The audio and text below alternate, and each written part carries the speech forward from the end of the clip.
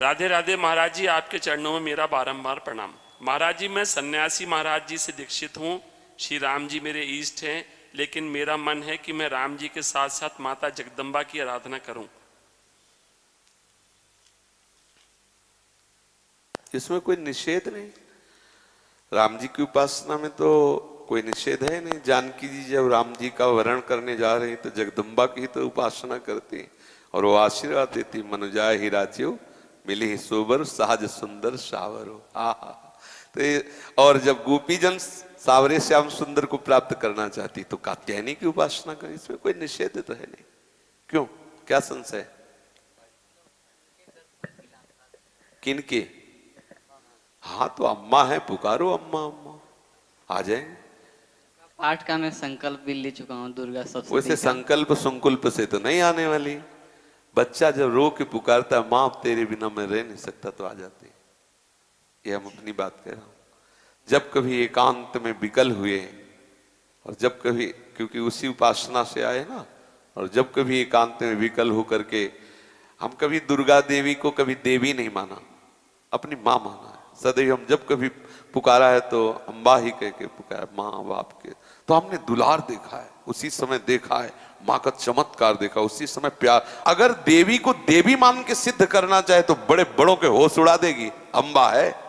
एक बार वो जो महर्षि महेश योगी है ना, पधार गए, हालैंड में रहते थे।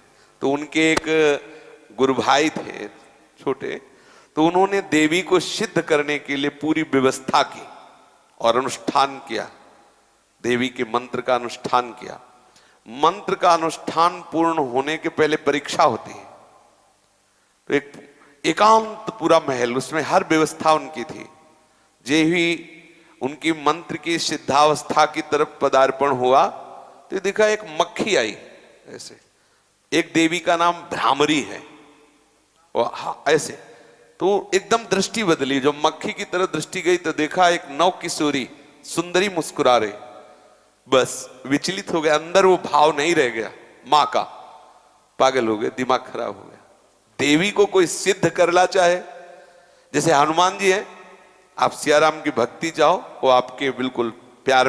अगर सोचे कोई हनुमान जी को सिद्ध कर ले तो निश्चित सब, हमने मतलब ये सब बातें देखी है, भ्रमण किए ना, तब सब ये देखा है। आप सियाराम का प्रेम चाहो तो हनुमान जी तुम्हारे बिल्कुल दाहिने खड़े हैं। और अगर हनुमान जी को सिद्ध करना चाहो तो तुम्हारे होश उड़ जाएंगे, नाना याद आ जाएंगे, पक्का बात है। तो ऐसे ही देवी के दर्शन की लालसा हो और देवी को वात्सल्य भाव से पुकारा जाए, क्योंकि जगदम्बा है ना।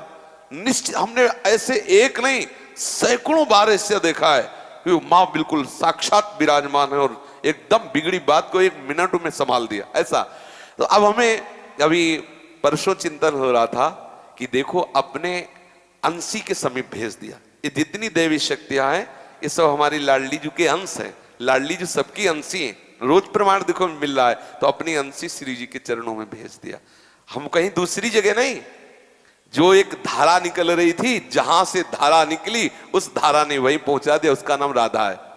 जहां से धाराएं प्रकट हो, तो देवी उपासना निंदनीय नहीं है, लेकिन निंदनीय भाव से उपासना निंदनीय। और बोले बकरा चढ़ाना और बोले शराब चढ़ाना, फिर तुम्हारे नाश का कारण बनेगी वही।